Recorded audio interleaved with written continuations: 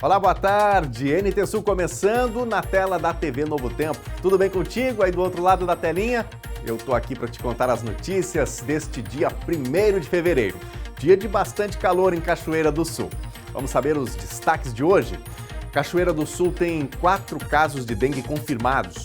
Um alerta foi emitido pelo Departamento de Vigilância em Saúde, que está atento e tentando controlar a doença. Caso se encontre esse mosquito, por casos que for comprovado que tem um mosquito naquela região, aí vai ser a segunda parte, que seria a colocação de veneno e a pulverização de veneno. 30 integrantes da Orquestra Jovem do Rio Grande do Sul participam de um intercâmbio nos Estados Unidos a partir de amanhã. Os estudos por lá vão durar mais de 10 dias. Na entrevista do dia, nós vamos falar do entusiasmo dos agricultores gaúchos por conta do preço do arroz. Hoje a saca está R$ 130, um cenário bem favorável na comparação com anos anteriores. O cemitério das Irmandades continua desmoronando. A remoção de mais 120 restos mortais já começou. Uma empresa chega amanhã em Cachoeira do Sul para fazer o estudo do solo. E eu estou esperando a tua participação. Notícia ou novidade para contar para toda a audiência? Manda para o nosso WhatsApp, é o 51997697129, número que está aí na sua telinha.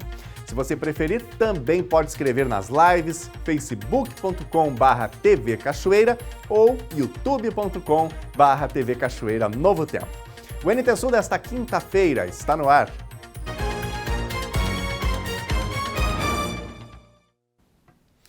E a gente começa o NT Sul de hoje com uma novidade sobre a Orquestra Jovem do Rio Grande do Sul.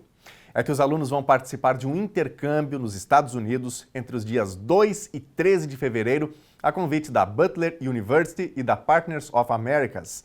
30 jovens gaúchos vão ter a oportunidade de fazer uma imersão de estudos e apresentações em Indianápolis, no estado de Indiana. Mas a realização deste sonho ainda precisa de uma ajudinha. Esta é a última semana de ensaios da Orquestra Jovem do Rio Grande do Sul, antes da viagem aos Estados Unidos. Uma experiência inédita para Ângelo, de 22 anos, que participa do projeto há 8 anos tocando trompa francesa. Eu espero tudo, né? Todo tipo de experiência é bem-vinda, né? Ainda mais que a gente vai levar parte da nossa música para lá para os Estados Unidos, né? Para mostrar do que a gente pode fazer e com o que a gente tem também. Vou levar comigo essa experiência pro resto da vida, né? Como eu levo todas as outras que eu tive com a orquestra. Prestes a completar 15 anos, a orquestra já formou mais de 1.000 jovens oriundos de escola pública. Muitos seguiram carreira musical. As aulas são realizadas na Fundação Pão dos Pobres, em Porto Alegre. A primeira viagem internacional do grupo foi em 2013 para o Uruguai. Agora estão alçando voos mais distantes. Para o maestro Telmo Jaconi, a viagem vai impactar para sempre a vida e a carreira desses alunos. Na nossa vida, desses 15 anos, talvez o maior reconhecimento que a gente recebeu, a nossa maior satisfação é ver a mudança que isso acontece na vida deles, desses jovens. A nossa clientela toda é de jovens de baixa renda, da periferia, de escola pública. Então, a maioria deles não tem oportunidade. Então, o que a gente proporciona justamente é uma oportunidade de vida. Tão especial quanto o instrumento que toca, um oboé, é Maria Clara, de 17 anos. Para ela, fazer parte da orquestra e poder mostrar para o mundo seu talento é também uma forma de quebrar preconceitos. Ainda mais numa orquestra, né? Ver representatividade e mostrar que tudo é possível. Pessoas pretas tocando um instrumento clássico também, né? Da música clássica.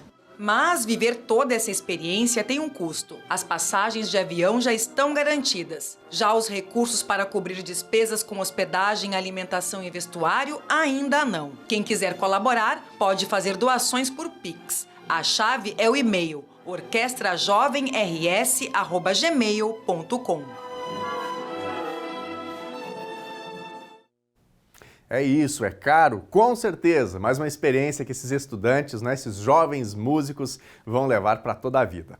E você que está nos acompanhando, toca aí algum instrumento também? O netinho, a netinha, o filho, a filha, tocam algum instrumento? Conta pra gente aí, se tiver uma foto legal ou uma palhinha aí, manda pra gente que a gente põe na tela. Já já tem o nosso primeiro bloco de interatividade, o WhatsApp é o 51997697129, o número para você enviar aí seu vídeo, sua foto, seu texto, sua sugestão de reportagem também, se você assim desejar. E o assunto agora são os juros. O comportamento dos preços fez o Banco Central cortar os juros pela quinta vez seguida. Por unanimidade, o Comitê de Política Monetária reduziu a taxa Selic.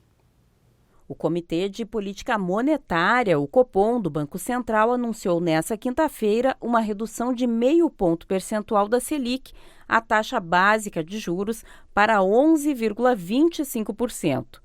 O comitê anunciou o quinto corte consecutivo da Selic em linha com expectativas do mercado, ao encerrar a sua primeira reunião do ano.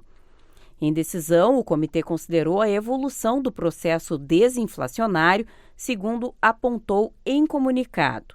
O Conselho prosseguiu com a redução da Selic iniciada em agosto do ano passado, quando a taxa se situava em um máximo de 13,75%, nível que se manteve por um ano. Desde então, a autoridade monetária tem feito cortes ininterruptos ao ritmo constante de 0,5 ponto percentual por reunião.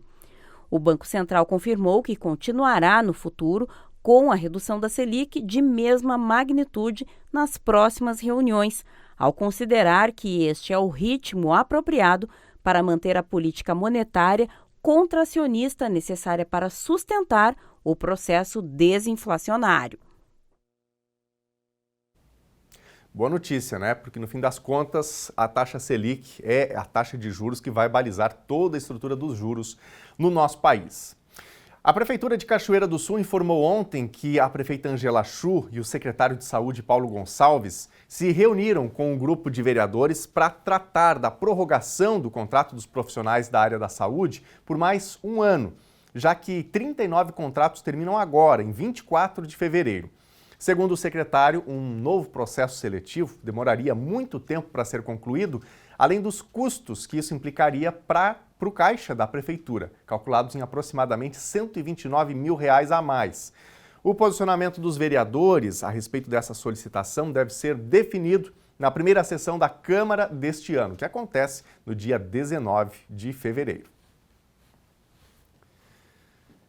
Você que é morador de Cachoeira do Sul, que utiliza os serviços da farmácia municipal e também da farmácia do estado, atenção para essa informação aqui. Elas vão mudar de endereço a partir do próximo dia 15 agora de fevereiro. Os atendimentos vão deixar de ser junto ao antigo Hospital da Liga e vão passar a acontecer no Centro de Saúde Princesa do Jacuí, que fica na Avenida Brasil, número 600.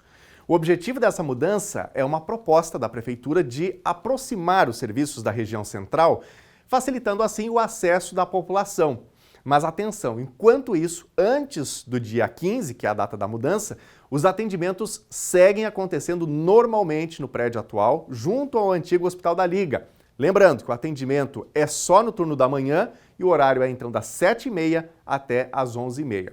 E você que está me acompanhando, gostou dessa proposta, mudança das farmácias do antigo Hospital da Liga para essa região da Avenida Brasil? Acha que vai ficar mais acessível? Vai ser uma boa para você que retira medicamentos de uso contínuo, por exemplo? Manda aí o seu recado, a sua informação, a sua opinião sobre isso, tanto no nosso WhatsApp, quanto também nas nossas lives. Daqui a pouquinho tem o nosso primeiro bloco de interatividade e a gente gosta sempre aqui de repercutir os assuntos com você que nos acompanha. E o nosso próximo assunto vai ser novidade para muitas pessoas, principalmente para os mais jovens. A gente vai falar aqui do uso do cheque. Você sabia que, mesmo com as facilidades das ferramentas digitais, do Pix, dos cartões, o cheque ainda é uma moeda utilizada por 7% dos brasileiros? Aqui em Cachoeira do Sul, esse percentual de usuários gira em aproximadamente 15%. Mas será que essa ferramenta tem futuro, tem vida longa? A reportagem é de Lena Caetano. Até o início dos anos 2000, grande parte das pessoas ou empresas com conta em banco tinham o cheque como principal ferramenta para pagamentos de valores e uso em negociações financeiras. O cheque é, basicamente, uma ordem de pagamento preenchida a cada negociação. O valor especificado nessa ordem de pagamento deve estar disponível em dinheiro na conta do emissor para o momento em que o recebedor for realizar a troca no caixa do banco pelo valor correspondente. Segundo a Federação Brasileira de Bancos, nos últimos anos, as facilidades de meios de pagamentos por canais digitais e cartões derrubaram a preferência pelo uso do cheque. Entre o ano de 1995 e 2022, a queda em compensações foi de 93,4%. E a partir do surgimento do Pix, em 2020, esta queda se consolidou a ponto de muitos jovens desconhecerem essa opção de transação financeira. É muito fácil quando a gente fala com a nova geração, a geração Pix, o estranhamento deles quando a gente fala sobre cheque, cheque sem fundo, o popular voador de cerca de 20 anos atrás. Vamos conferir o que eles dizem. Nunca usei. É? Mas tu já ouviu falar? Já. Sabe como é que funcionava? O que era o cheque? Assim, não. Não? Vagamente. Quando alguém falava que passou ou que recebeu um cheque sem fundo, o que te passa pela cabeça? Algo envolvendo corrupção, sei lá, alguma coisa do tipo. Nunca usei, não sei como é que funciona. É? Não. Nunca ouviu falar em cheque sem fundo, cheque voador? Já ouvi falar, mas nunca usei, não sei como é que funciona. É? Eu sei que eu preenchia e tinha que ir no banco trocar. Aham. Pelo dinheiro, só nunca usei cheque. É o que tu sabe sobre cheque? É só o que eu sei sobre o cheque. Já ouviu falar em passar cheque sem fundo ou receber cheque sem fundo? Tu saberia o que é isso? Já ouvi falar, mas eu não sei o que é, sabe? Não tenho noção. É? Aham. E tu? Quantos anos tu tens? Posso perguntar? Pode sim. Quantos anos tu tem? 40. É? Já usou cheque? Já. E aí, conta pra ela como é que é. Não ensinei. O que é? Parei nessa parte. É, tua filha? É filha, todas. É, me conta. Conta pra ela, melhor dizendo, o que é um cheque sem fundo? O que era um cheque sem fundo? É uma coisa bem feia. É? É uma coisa muito feia, porque daí a pessoa acaba, né, passando por golpista, né? Cheque sem fundo, porque daí tu acaba passando um cheque voador, né? Um cheque sem fundo. Tu vai lá, tu não tem saldo, né, pra acabar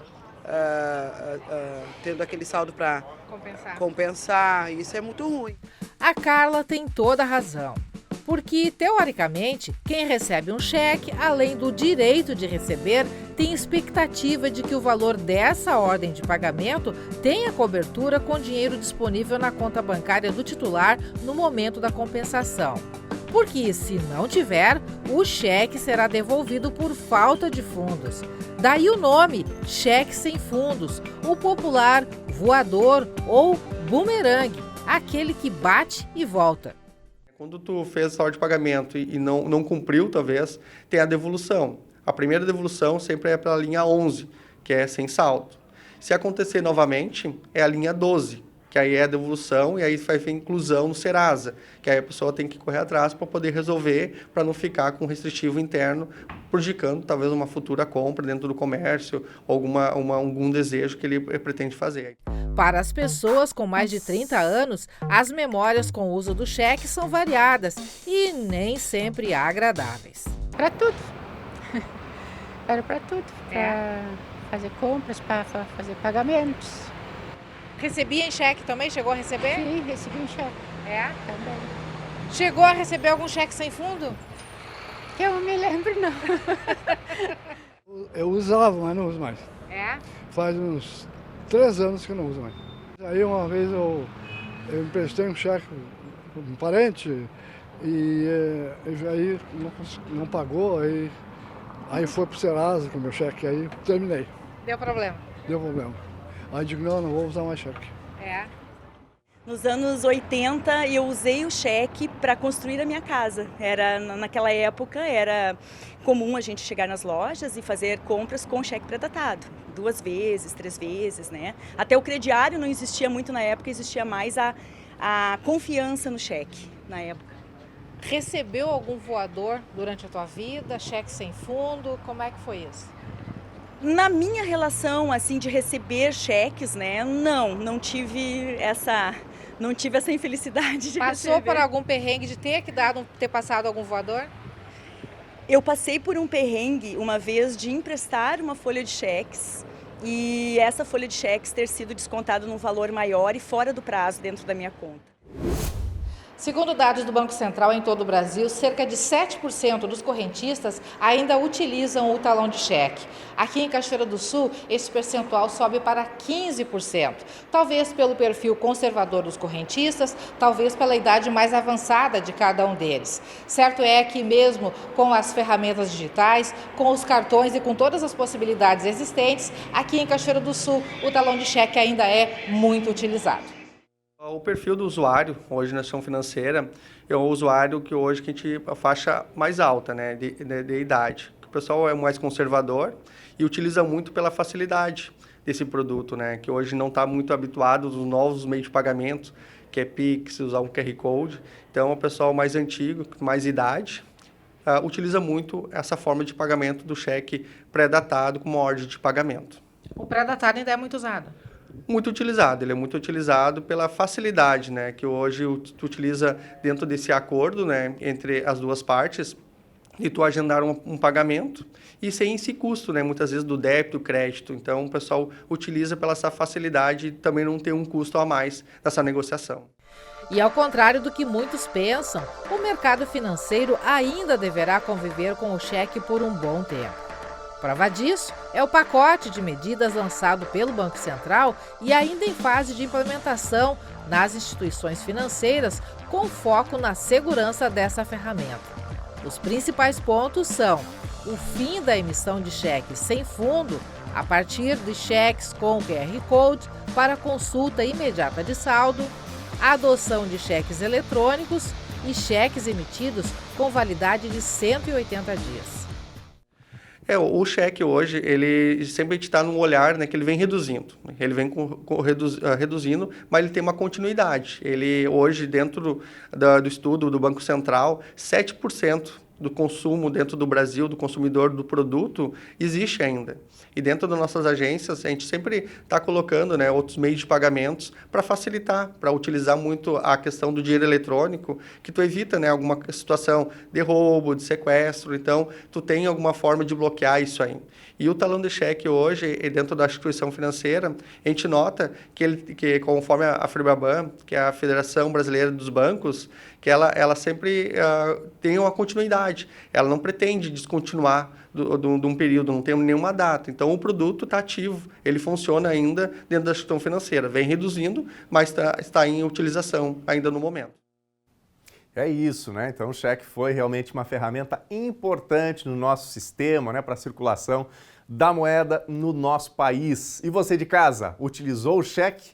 Teve a oportunidade de pegar o talão de cheque? Teve alguma dificuldade também, como uma pessoa falou ali no Fala Povo da Lena, quando a Lena foi à rua conversar com as pessoas, aí teve um senhor que mencionou, falou, emprestei uma folha de cheque para um parente e deu um problemão. Já aconteceu assim com você também? Conta aí nas nossas redes sociais, daqui a pouquinho tem o nosso primeiro bloco de interatividade e o WhatsApp está à sua disposição, 51997697129. Bom, e a gente muda de assunto agora para falar sobre saúde. A Vigilância em Saúde do Rio Grande do Sul monitora com atenção o aumento de casos de dengue em todo o estado. São 1.822 confirmados só neste ano. O volume expressivo está relacionado à instabilidade do tempo dos últimos meses e às altas temperaturas, o que possibilita o surgimento de criadouros do mosquito. Aqui em Cachoeira do Sul foram confirmados 4 casos neste mês de janeiro. 3 pacientes pegaram dengue em outros estados. A Secretaria Estadual da Saúde está ciente do aumento de casos da dengue no território gaúcho. São 1.822 casos confirmados até o momento. O painel disponibilizado na internet pelo Estado revela que 466 municípios já foram infestados em 2024. Grande parte desse percentual se infectou em outra cidade e procurou atendimento no seu município. A faixa dos 20 até os 59 anos é a mais afetada pela doença. Aqui em Cachoeira do Sul, o número é pequeno de casos confirmados. São 4. 3 que vieram de outros estados e 1 aqui do bairro Soares. Há 2 casos suspeitos. O Departamento de Vigilância em Saúde voltou as suas atenções para essa localidade para tentar impedir mais infecções por dengue a partir desse bairro.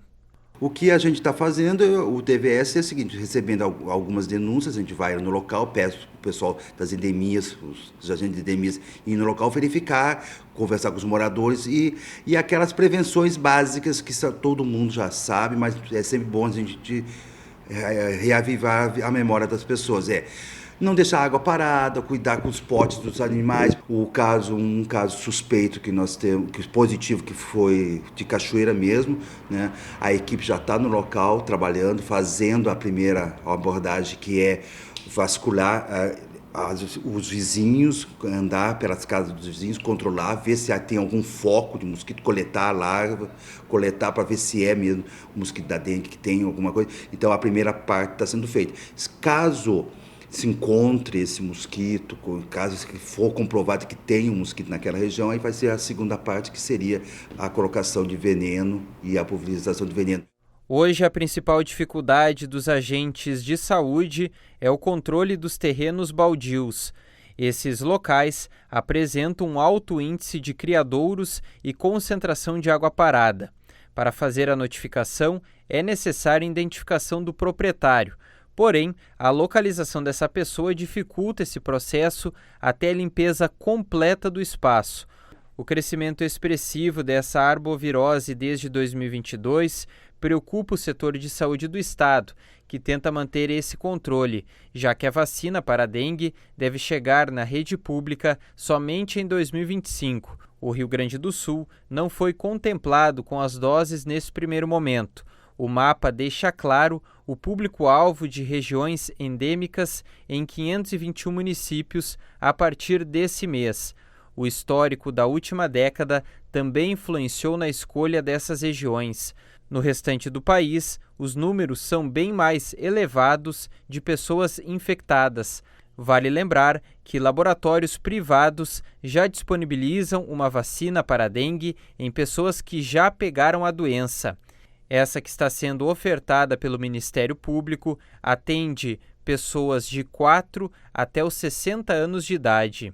O Brasil é o primeiro país do mundo que começou a disponibilizar, agora vai iniciar em breve a vacinação em outros estados de forma gratuita, né? Então é o primeiro país que vai ter uma vacina para dengue de forma gratuita sendo disponibilizada.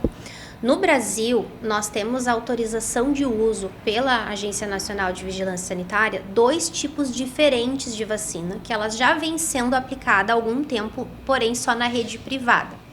A vacina que a gente tinha antes era a vacina Dengvaxia, ela é uma vacina de 3 doses, né, somente na rede privada, e essa vacina, ela tem um porém, a pessoa para poder receber essa vacina, ela precisa já ter tido comprovação de uma infecção prévia pelo vírus da dengue, né?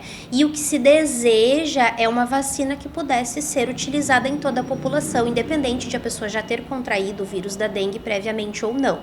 A segunda vacina que teve autorização de uso no Brasil é a vacina Qdenga, que é essa vacina que o Ministério da Saúde fez a sua incorporação agora.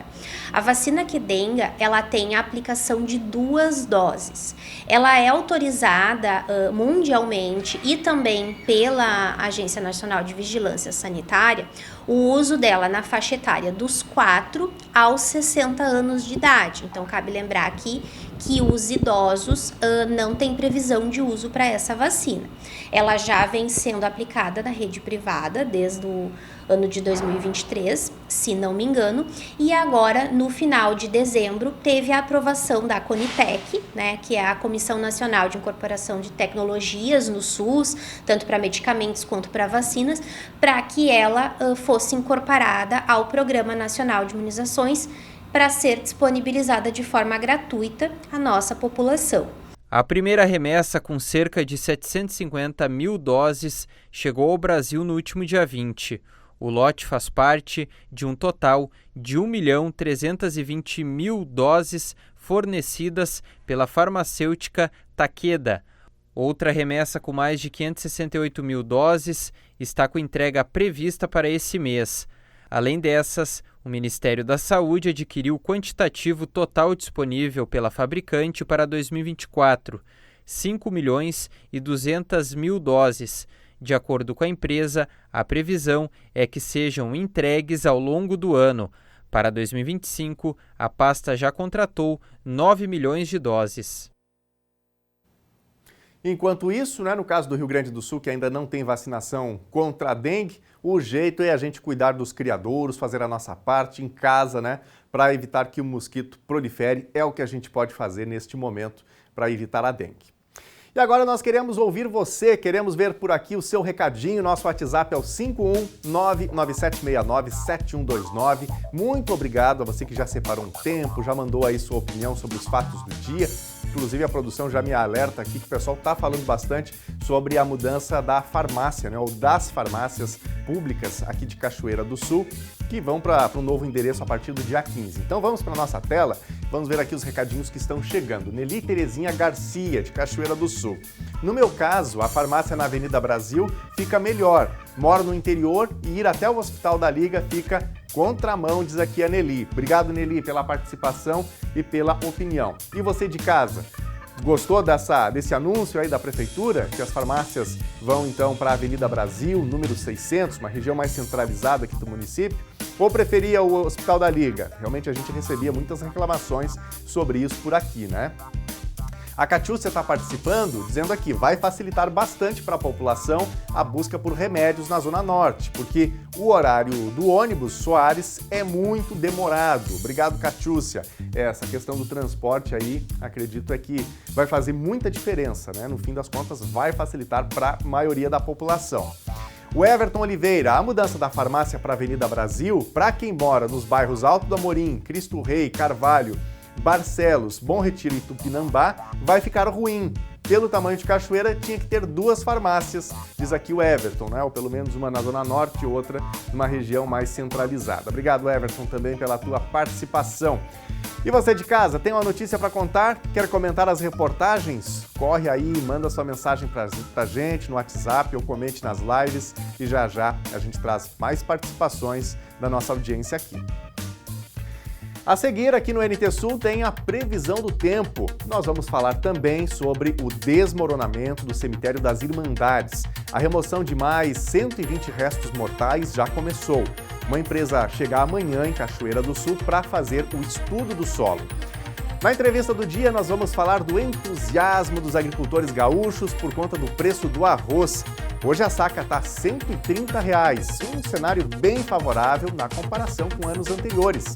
O intervalo é rápido, nós voltamos já.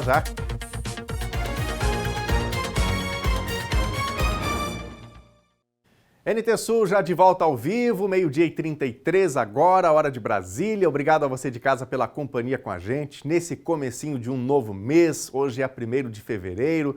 Para quem estava de férias, eu imagino que o mês de janeiro realmente passou voando, Normalmente é assim. E para quem estava trabalhando ou está trabalhando, assim como eu e parte da equipe aqui da TV Novo Tempo, é aquele mês arrastado, demora bastante para passar, mas passou, Chegou fevereiro. E você, tá feliz? Já descansou? Já tirou suas férias? Ainda não? Conta pra gente aí nas redes sociais. Daqui a pouquinho tem mais um bloco de interatividade. A gente sempre abre espaço para você participar. Bom, vamos falar um pouquinho do tempo. A gente começa mostrando imagens agora da nossa câmera ao vivo aqui no centro de Cachoeira do Sul. E nesse momento aí, nenhuma nuvem no céu, Céu realmente azulzinho, sol predominando. embora o dia tenha começado até, de certa forma, fechado aqui em Cachoeira do Sul, com uma nebulosidade maior, assim como ocorreu em outras áreas também aqui do Rio Grande do Sul. Gente, olha só, um alerta importante: municípios do Rio Grande do Sul devem registrar temperatura máxima de até 40 graus por causa de uma onda de calor que já está afetando a Argentina nessa semana. Então é esperado que o cenário dure até a próxima semana em locais da metade oeste do estado. Algumas cidades argentinas já registraram máximas acima dos 40 graus. Então a tendência é de que os municípios próximos às fronteiras da Argentina e também do Uruguai vão ser os mais afetados por essa onda de calor, principalmente agora no fim de semana. Mas todo o Rio Grande do Sul vai ter muito calor e baixa umidade. E tem que cuidar da hidratação, né, gente? Tomar água, evitar uma exposição longa ao sol. E agora vamos ver então a previsão do tempo. Quinta-feira, o dia começou com uma formação um pouco maior de nuvens em Cachoeira do Sul e o calor vai ganhando força. Mínima 19 graus e máxima 33. Sexta-feira vai ter sol entre nuvens, sem chuva. Mínima 18 graus e máxima 34. Sábado já deve ser um dia bem mais quente e tem risco de temporais ou apenas de chuva. Se isso ocorrer, a chuva não deve ser volumosa. A temperatura mínima fica em 21 graus e a máxima já deve chegar aos 36. Veja agora a previsão do tempo para todo o Rio Grande do Sul. A quinta-feira é marcada por calor e tempo firme na maior parte do estado gaúcho. O dia é quente, com sol predominante em praticamente todas as regiões. A temperatura pode atingir 37 graus em algumas áreas do estado. Além disso, há condições de umidade abaixo de 30% agora à tarde na fronteira oeste e índice considerado de atenção para a saúde. No gráfico, quanto mais laranja, menor a umidade. Somente na serra, a circulação de vento úmido propicia a formação de nuvens carregadas com volumes de chuva de até 5 milímetros, o que equivale a 2% da expectativa mensal. Amanhã o calor se intensifica. Vamos ver as temperaturas máximas previstas para hoje. Em Porto Alegre, máxima de 32 graus. Na fronteira oeste, em Uruguaiana, 36. Na região norte, em Passo Fundo, 31 graus. Em Santa Maria, na região central, 33. Em Tramandaí e Torres, no litoral norte, 29 graus. Em Pelotas e Rio Grande, na região sul, 32 graus.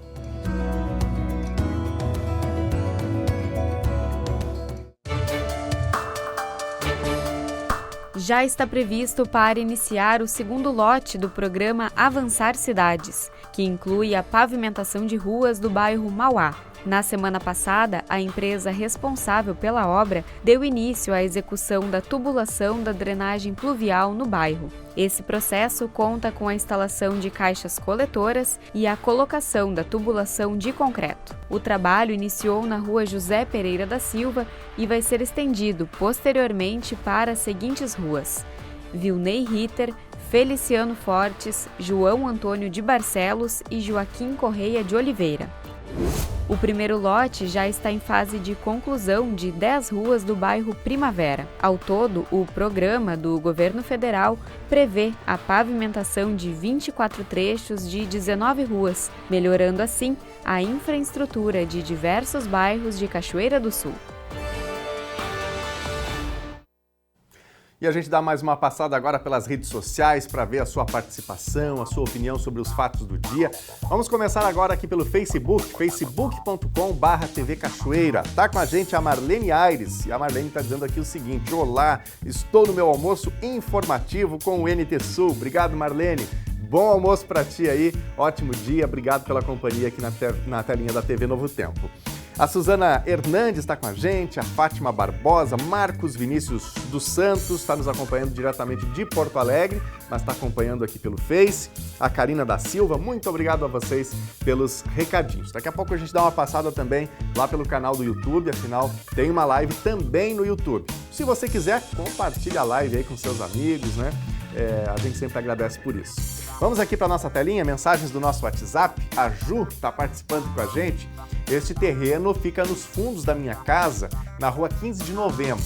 Já pedi várias vezes para o dono limpar, porque cobras e ratos estão vindo para o meu pátio. Mas ele não limpa, total falta de respeito com os vizinhos, diz aqui a Ju. Ju, obrigado pela participação. Pois é, proprietário precisa se responsabilizar por isso, né? Por esse contexto todo que a gente está mencionando aqui, dengue, o que a Ju está trazendo aqui também, animais que vão proliferando por aí também. E cabe à prefeitura fazer essa fiscalização. Então, quando o proprietário não limpa, o pessoal lá do Código de Posturas, né, os fiscais de posturas podem realmente, inclusive, aplicar aí algum tipo de multa, notificar o proprietário. Tá bom, Ju? Obrigado aí pela participação com a gente. A Sabrina também está interagindo. Existem vários terrenos aparentemente sem dono no loteamento Figueiras, com muito lixo acumulado e mato. Gostaria de saber quem é o responsável pela limpeza destes terrenos. Sabrina, obrigado pela participação. Pois é, a responsabilidade é do proprietário, né? Se são terrenos que ainda não foram vendidos, aí é de quem está fazendo aí a venda desses terrenos, né? Ou da imobiliária que é proprietária, ou de quem quer que seja, né? Que precisa se responsabilizar para fazer a manutenção e a limpeza. Mas a gente destaca aqui sempre, né? Quando isso não acontece, é possível que a pessoa entre em contato com a prefeitura, a fiscalização pode ocorrer e o proprietário ser notificado. Aliás, isso deve acontecer, especialmente nesse momento que a gente está falando aqui de dengue especialmente, né? Quem mais? Grace Silveira. Esta é a minha filha Angélica Fontoura. Está aproveitando as férias. Ei, momento maravilhoso, né, Grace? Obrigado pela participação. Um abraço aí para a pequena Angélica se divertindo no lombo do cavalo. Muito bom. Temos mais participações? Cris Cunha Barros, Maria Tereza, está ligadinha no NT Sul. Obrigado, Cris, pela participação. Um abraço aí para a pequena Maria Tereza, sempre de olho na programação da TV Novo Tempo. E você de casa, quer participar com a gente? Vá mandando aí o seu recadinho nas nossas lives, enfim, você pode inclusive rever os nossos conteúdos também a qualquer momento em todas as nossas redes sociais, no Instagram, no Facebook, no canal do YouTube. Por falar em YouTube, vamos dar uma passadinha por lá, youtube.com/TV Cachoeira Novo Tempo. Muito obrigado a você que nos acompanha na live aqui do canal do YouTube. Nazareno Azevedo está com a gente, mandando boa tarde. Claudiano Santos também está passando por aqui, sempre participando com a gente. Ficamos felizes aqui por esses recados. Gente, na manhã de hoje, um homem de aproximadamente 65 anos foi encontrado sem vida na Praça da Matriz, aqui em Cachoeira do Sul. Segundo informações da Polícia Civil, que atendeu a ocorrência junto ao SAMU e à Brigada Militar, o óbito foi atestado como causa natural. O homem foi identificado como José Maturino Alves e, segundo populares, ele era morador de rua ou uma pessoa em situação de rua, já conhecido desse local. Mais de 120 carneiras estão sendo desocupadas no cemitério das Irmandades depois que mais uma parte do muro e uma capela desmoronaram. A área afetada segue se expandindo e comprometendo a estrutura do cemitério de Cachoeira do Sul. Amanhã, uma empresa especializada chega à cidade para iniciar um estudo do solo, tanto da área do Irmandades quanto do terreno em que a Mitra pretende construir novas carneiras para a recolocação dos restos mortais do cemitério das Irmandades. Então, converso com o padre Elvio para a gente esclarecer, tanto para as famílias como para a própria comunidade cachoeirense, as ações que vão ser adotadas pela administração, inclusive os acordos que foram firmados para aqueles que têm, né, as suas carneiras, os seus túmulos aqui no cemitério. O nosso problema aqui é bastante grave. Ele começou um sinal ali no começo do mês de outubro, né? E foi aos pouquinhos aumentando. Quando chegou no mês de novembro, que se desenhou mesmo aquela linha de rachadura de fissura do solo, de movimentação daquela massa toda ali na barranca do rio, e a gente decidiu fazer uma assembleia com os usuários aqui do cemitério, com as famílias proprietárias das sepulturas, e colocamos ao par, chamamos a Defesa Civil, o pessoal da prefeitura vieram aqui, constataram, e pediram para a gente interditar aquela parte de risco ali, aquela área de risco, né? Então, a partir de dezembro, dia 12 de dezembro, a gente fez uma assembleia e pedimos para as famílias nos autorizar a retirar os restos mortais dos familiares que estão ali. Porque a nossa primeira preocupação é salvar, para não deixar ir cair no desmoronamento lá para baixo, né? E isso de lá para cá, sim, veio se acelerando cada dia mais. Tanto é que hoje ele está descendo em média 35 centímetros, 40 por dia, né? Está desmoronando ali. Então, qual é que foi a nossa proposta para as famílias? Nós estamos retirando os restos, acomodando em ossários, né? E alguns corpos inteiros, porque nem todo mundo a gente tira assim já com decomposto, né? A gente está acomodando os corpos inteiros em alguns túmulos que nós estamos renegociando aqui no cemitério. Mas a proposta nossa é de oferecer uma carneira, já estamos com o projeto pronto, está na consulta prévia na prefeitura, né? Esperando agora o estudo geológico, que também foi um outro compromisso que nós assumimos. Nós precisamos estudar toda a área do cemitério para ver o que está acontecendo aqui embaixo, né? Em princípio, solução a gente não tem para o problema do desmoronamento, mas a gente tem uma alternativa para as famílias que tinham os seus túmulos aqui, né? Nós vamos oferecer uma carneira, já tem o projeto, né, para cada uma das famílias. Essas novas carneiras serão construídas num outro terreno, né, que já tem esse licenciamento já encaminhado na Prefeitura Municipal e a princípio serão 120 novas carneiras. Mas também já se adianta aqui um plano de retirar mais outros túmulos daqui, tendo em vista que a princípio a gente já imagina que não vai ser só essa área afetada, né, padre? Com certeza não vai parar por ali, né? Mas a gente não tem ainda autorização para começar a construção. E com certeza isso nós vamos obter depois desse estudo geológico, né? Então a gente já tem definido o terreno, que vai ser aqui de frente para a rua, aqui próximo também, mas a gente não vai se arriscar a começar uma construção de mais 120, 130 carneiras sem que tenha uma coisa definida sobre o que como é que está o terreno aqui da nossa região. E vocês percebem que aqui bem pertinho está o nosso hospital também, né? E esse estudo que nós estamos fazendo já visa também, está dando uma certa proteção também para o hospital, porque daqui um pouco, conhecendo um pouco desta realidade, do que pode estar acontecendo aqui, a gente pode estar inclusive fornecendo elementos para a direção do hospital, os futuros projetos que eles tenham, né? Hoje podemos dizer que 96, 97% daqueles que estão naquela região já foram retiradas. A gente só não conseguiu retirar aqueles que não nos autorizaram, porque tem gente que não conseguiu, não autoriza, simplesmente eles disseram que não vão mexer em intocável. Então a gente não tem o que fazer, né?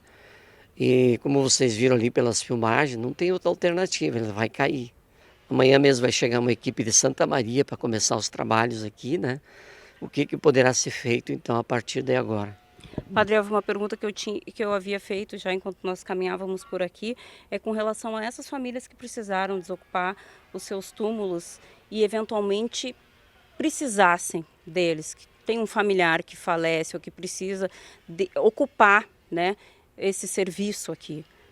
Como que faz? Não tenho mais o túmulo da família, não tenho mais esse espaço que eu paguei, estava com as condições de uso desse espaço em dia, o que eu faço? Assim, infelizmente a gente não tem uma solução, porque hoje nós não temos espaço aqui, não tem, se tiver uma carneira para fazer uma sepultura, a gente não tem. Então a gente tem que ou negociar, renegociar nos outros cemitérios próximos aqui, e as famílias também vão ter que nos ajudar nesta parte, porque a gente não tem condições de atender a toda a demanda. Porque, na verdade, assim, ó, a missão, a função dos sepultamentos não é da igreja. Essa responsabilidade sempre foi dos municípios. Mas como nós tínhamos um cemitério tradicional aqui de 200 anos, que foram começados pelas irmandades, então a gente recebeu esse cemitério das irmandades, que na época gerenciavam e administravam aqui, e a gente deu seguimento. De uma maneira mais didática, a família vai ter que dar conta disso por conta e resolver e pagar em outro lugar. Tem que conseguir outros espaços, né? Porque aqui não tem mais espaços, agora o espaço que a gente tinha está caindo, vai cair, né? E a gente vai ter que se assessorar de outros lugares, né? De outros cemitérios, tem o municipal, tem o Jardim da Paz, tem um outro particular aqui também que poderá atender. Então, nesse sentido, assim, a gente não tem o que fazer.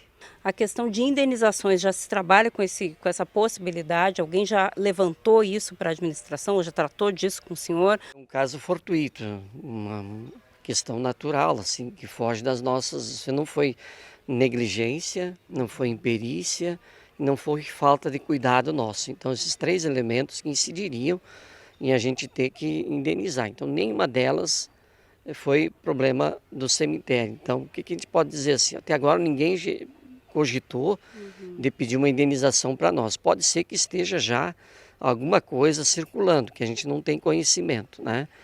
Mas, em princípio, não se cogitou nada.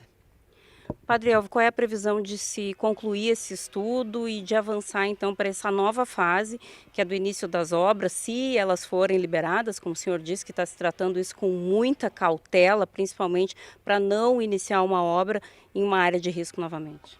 A gente consultou várias empresas assim para poder firmar com uma, porque a gente tem urgência para fazer isso, né?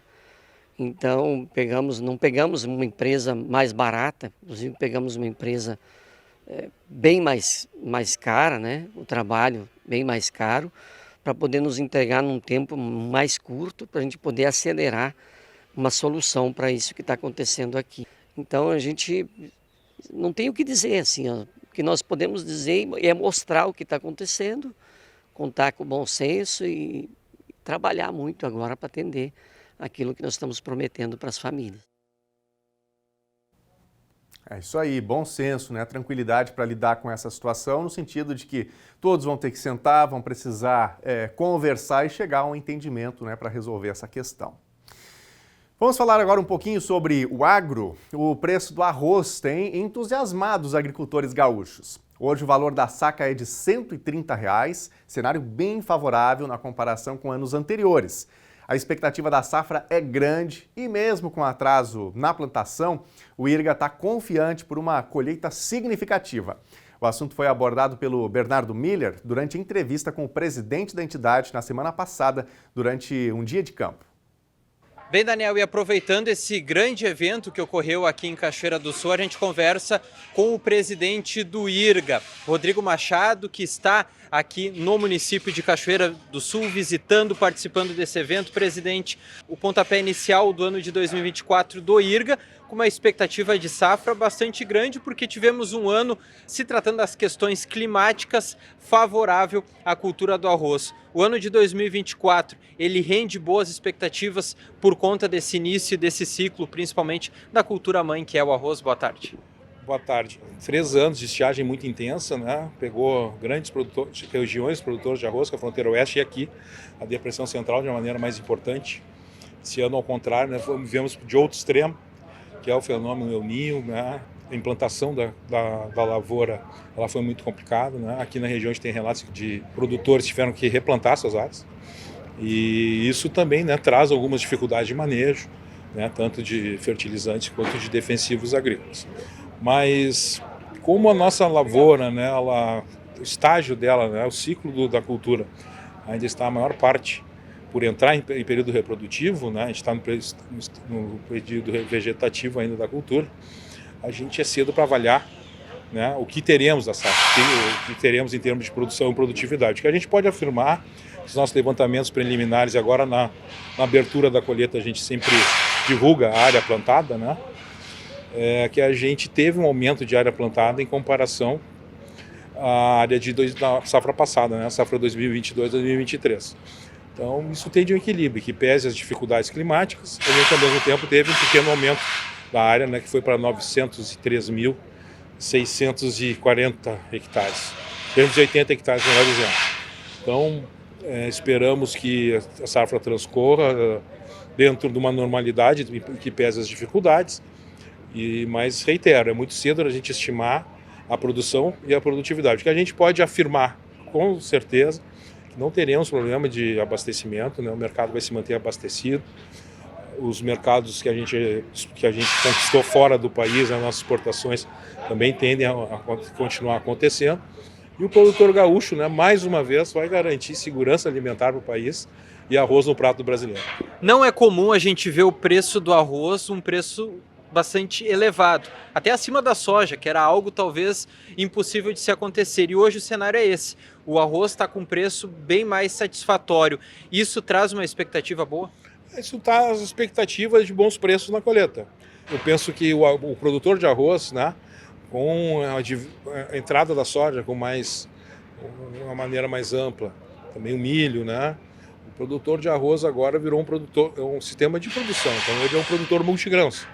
E ele encontrou uma área de equilíbrio, né? A gente encontrou um ponto de equilíbrio da lavoura de arroz que permita o produtor ser remunerado, né? De acordo com aquilo que ele investe, né? E é uma lavoura extremamente tecnificada, né? Vocês puderam ver aqui isso hoje. Então, eu acho as perspectivas do preço, né? A gente ter bons preços e também essas questões, né? Que influenciam também de mercado externo, né? O alimento está cada vez mais caro no planeta, né? Então por isso que o instituto desse é tão importante, porque a demanda por alimento é muito grande no mundo e vai ser cada vez mais daqui para o futuro. Então o instituto, né, como o IRGA, né, que é 83 anos, trabalha, né, o que há de melhor, né, em termos de pesquisa, de extensão, ele é fundamental para o Estado, né? Então a gente vai precisar dar respostas aos produtores para a gente continuar alimentando esse monte, várias e várias bocas que a gente tem, não só no país, mas no planeta todo. Então o IRGA é fundamental para isso. Então a gente fica muito satisfeito que esse dia de campo de casa cheia é um reconhecimento à importância, né? E tanto que o IRGA já entrega e vai continuar entregando para a sociedade gaúcha. Esse evento realizado aqui na barragem do Capané, inclusive, foi tema de reportagem algum tempo atrás, a questão da condição da barragem, que é um assunto que também chega dentro dos corredores do IRGA em Porto Alegre, e principalmente aqui é debatido, inclusive capacidade, fornecimento de água a esses produtores. Houve uma intervenção há alguns anos atrás, na questão do dreno de pé da barragem, para melhorar principalmente a condição. Hoje, entrando em 2024, como é que vocês se deparam com a situação da barragem do Capané e condição estrutural para esse volume grandioso de água? Não, a gente tem todas as garantias, né? A gente tem muita responsabilidade com isso. Eu acho importante essa tua referência. Em 2021, meados do ano, a barragem teve interditada, né? Se reduziu a capacidade dela para 4 metros, né, de lâmina, e a partir disso o IRGA fez algumas intervenções, uma obra que custou 4 milhões de reais. Agora a gente instalou as torres de emergência, né, que estão toda a planície aí de inundação, vamos dizer assim, né, da barragem. Então são mais 600 mil, já estão instaladas. E aqui eu quero fazer uma referência muito grande ao Ministério Público. O Ministério Público tem sido muito parceiro, por a Débora aqui de Cachoeira. Lá atrás, quando a gente fez aquele termo de ajustamento de conduta, realizamos a obra. Realizamos também, né, junto com essa obra dos drenos de pé, na cota de 7 metros, ele tem um canal extravasador que mantém a segurança da barragem. Esse ano, né, e não foi fácil, né, em setembro tivemos aí chuvas muito pesadas, muito intensas, volume incrível, acho que histórico aqui em Cachoeira do Sul. E só na área de captação, né, na bacia de captação da barragem, são 193 quilômetros quadrados, choveram 683 milímetros. Isso não é pouca chuva não, né? Isso é muita chuva, metade de um ano praticamente, no mês. E a barragem se manteve segura. E a gente sempre conversando muito com a barragem, com a doutora Débora, com a Defesa Civil. A gente fez outra cota para extravasar a água da barragem, outro ladrão, como o pessoal costuma dizer, uma com 7 metros e outra com 9,5. Então a barragem está extremamente segura, monitorada, que é importante. Temos medições frequentes com a periodicidade, né, indicada pelo nosso corpo técnico. Então a barragem mantém-se, né, dentro dos padrões de segurança, daquilo que é exigido pela legislação, de acordo com aquilo que foi acordado, né, no nosso termo de ajustamento de conduta com o Ministério Público. E nada é feito sem a gente conversar. Então, eu acho que é importante, né, a gente tem que ter essa responsabilidade institucional, responsabilidade com a comunidade de Cachoeira do Sul e com os usuários da barragem. Então a gente procura dar muita transparência a tudo que é feito, em comum acordo com todos esses entes que eu referi. E prova disso é que a gente fez hoje aqui colocamos 1.500 pessoas no pé da barragem. Isso demonstra que a gente tem absoluta certeza no que está fazendo e que ela se mantém segura. E foi importante isso, né, porque eu cheguei no IRGA em setembro de 2021, a obra, já estávamos contratando a obra, eu executei, e isso permitiu, né, que naquele ano os produtores não conseguiriam implantar. Então, né, nossa associação dos usuários, quero mandar um abraço aqui para o nosso Augusto Herbie, né, que é o presidente da associação. Ele plantaram 2.048 hectares, esse ano passado mais de 2.200 e esse ano mais de 2.600 hectares, mantendo em torno de 1.200 empregos na cidade. Olha a importância disso.